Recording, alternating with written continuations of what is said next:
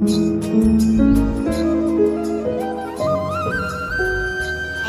গাঁৱত এজন বুঢ়া আছিল। তেওঁৰ নাম আছিল ৰাজেন। ৰাজেনৰ 7টা পুতেক আছিল। বয়সৰ লগে লগে সাতোজনে বিয়া পাতিল। নাতি-পুতি হ'ল বহুত। গোটেই ঘৰখন 10 কুৰিমান মানুহ হ'ব। সকলো মানুহে একেলগে খোৱা-বোৱা কৰে। খেতিৰে 50 পুৰা মাটি। 3টা 5 কোঠা ভঁৰাল ভৰে। কিন্তু ৰাজেন বুঢ়াৰ মনত এটা ডাঙৰ চিন্তা থাকে। সেইটো হ'ল বছৰৰ মূৰত খাবলৈ ধান এমাহলৈও নোজোৰে। ইমান খেতি কৰি কিয় নোজোৰিব? ৰাজেনে চিন্তা কৰি পাৰ নোপোৱা হ'ল। এই প্ৰশ্নৰ উত্তৰ বিচাৰি বহুতকে সুধিলে। কোনেও শুদ্ধ উত্তৰ দিব নোৱাৰিলে।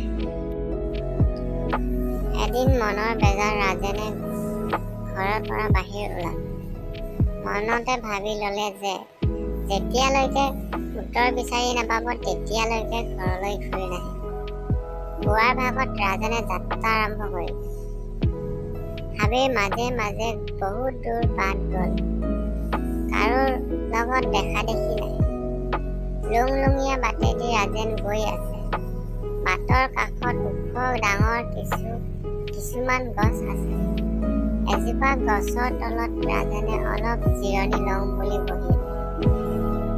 হাঁচতিখন খুলি তামোল এখন খাই ল'লে। সেই গছজোপাৰ ওপৰৰ ডাল এটাত শগুনৰ বাঁহ আছিল। শগুনশালৰ 2টা পোৱালি আছিল। পোৱালিহাল ডাঙৰ হোৱা আজি কেইবা বছৰ হ'ল। উৰিব হ'লেও পৰা নাই। পোৱালিহাল উৰুৱাব নোৱাৰাত শগুনি বৰ চিন্তা হ'ল। কেনেকৈ পোৱালিহাল উৰুৱাব পৰা যায়? এই কথা চিন্তা কৰি একো উপায় নাপায় শগুনিজনীয়ে পোৱালিহালক সুধিলে, তোমালোকক ইমান দিনে খুৱাই উৰণীয়া কৰিব পৰা নাই। কি খালে তোমালোকে উৰিব পাৰিবা? পোৱালিহালৰ এটাই মাত লগালে, ইয়াৰ উত্তৰ আমি থকা গছজোপাৰ তলত এজন মানুহ বহি আছে। তেওঁ নিশ্চয় দিব পাৰিব। লগে লগে শগুনিয়ে তললৈ চাই দেখিলে যে হয়, বুঢ়া মানুহ এজন বহি আছে। তাই উৰা মাৰি নামি আহিল। ৰাজেনৰ আগত পৰি সুধিলে, বাটৰুৱা ককাই, মোৰ পোৱালি এহাল আজি কেইবা বছৰ ধৰি উৰিব পৰা নাই। ইয়াৰ এটা উপায় দিয়ক। ৰাজেন আচৰিত হ'ল। তেওঁ ক'লে, মই নিজৰ কথাকে চিন্তা কৰি উত্তৰ উলিয়াব পৰা নাই। তোমাৰ উত্তৰ কেনেকৈ দিম? শগুনিয়ে পোৱালিহালৰ ওচৰলৈ আহি ক'লে, তেওঁ উত্তৰ দিব নোৱাৰে। পোৱালিটোৱে ক'লে, নহয়, তেওঁ পাৰিব। আকৌ সোধাগৈ। শগুনজনীয়ে পুনৰ ক'লে, পাৰিব বুলি কৈছে। ৰাজেন অলপ থমকি ৰ'ল। তাৰ পিছত ক'লে, মই ভাতেই ঘৰখনক জোৰাব পৰা নাই। তোমাৰ পোৱালি কেনেকৈ উৰিব কওঁ? এইদৰে শগুনজনীয়ে এবাৰ পোৱালিহালৰ ওচৰলৈ আৰু এবাৰ ৰাজেনৰ ওচৰলৈ আহ-যাহ কৰি থাকিল। শেষত শগুনৰ পোৱালিটোৱে ক'লে যে মানুহৰ মাংস খালেই উৰিব পাৰি। পিছে মানুহৰ মাংস পাব ক'ত? ইয়াৰ উত্তৰ পোৱালিটোৱে দিলে। পোৱালিটোৱে কোৱা মতে শগুনজনীয়ে আহি ৰাজেনক ক'লে, মোৰ পোৱালিহালে মানুহৰ মাংস খালেহে উৰিব পাৰিম বুলি কৈছে। সেই মাংস আপোনাকে আনিবলৈ কৈছে।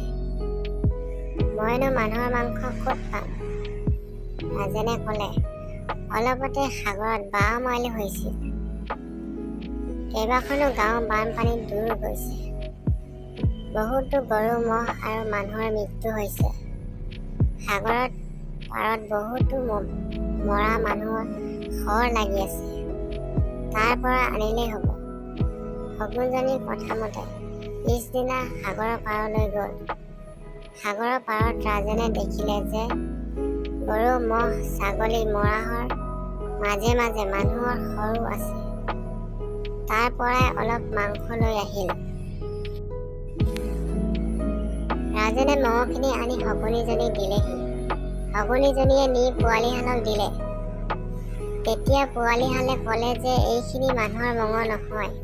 তেওঁক পুনৰ আনিবলৈ ক'লে। ৰাজেনক শগুনীয়ে পোৱালীটোৰ কথা ক'লে। লগতে পুনৰ মানুহৰ মাংস আনিবলৈ অনুৰোধ কৰিলে। ৰাজেন আচৰিত হৈছিল যদিও পুনৰ সাগৰৰ পাৰৰ পৰা মানুহৰ মাংস লৈ আহিল। এইবাৰ পোৱালীটোৱে মানুহৰ মাংস নহয় বুলি ক'লে।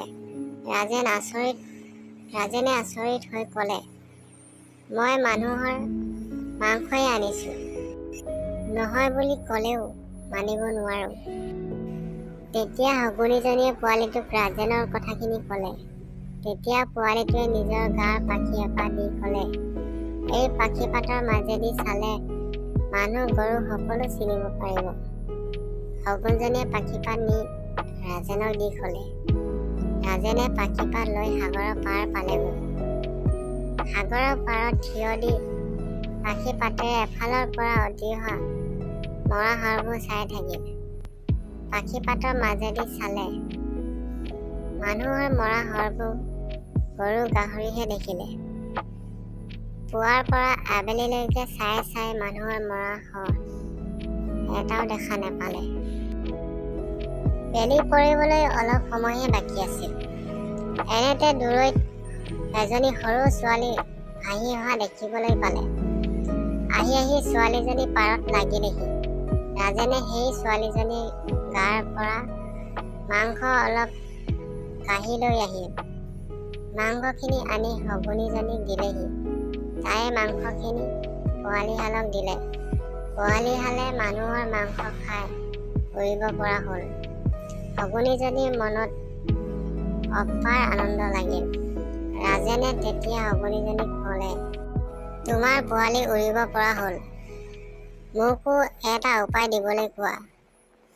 ৰাজেনৰ কথামতে শগুনীজনীয়ে পোৱালীটোক সুধিলে। পোৱালীটোৱে ক'লে যে পাখিপাতে ঘৰৰ মানুহবোৰক চালেই আচল মানুহ ধৰিব পাৰিব। তেওঁকে ৰন্ধা-বঢ়া কৰিবলৈ দিলে হাতে যোৰা মৰিব। ৰাজেনে পাখিপাত লৈ ঘৰ পালেগৈ। ভালে কেইদিনৰ মূৰত ৰাজেন ঘৰলৈ যোৱাত ঘৰৰ মানুহবোৰে বাহিৰত ওলাই চাবলৈ আহিল। ৰাজেন পদূলি মূৰত ৰৈ পাখিটোৰে চোৱাত লাগিল। তেওঁ মানুহবোৰ গৰু, গাহৰি, হাঁহ-কুকুৰা ৰূপত দেখিবলৈ পালে। এইবোৰৰ ভিতৰত সৰু বোৱাৰীয়েকক মাত্ৰ মানুহ ৰূপত দেখা পালে। পিছত সৰু বোৱাৰীয়েকক পাকঘৰ গতাই দিলে। তেতিয়াৰ পৰা ৰাজেন তাতে জোৰ মৰিল।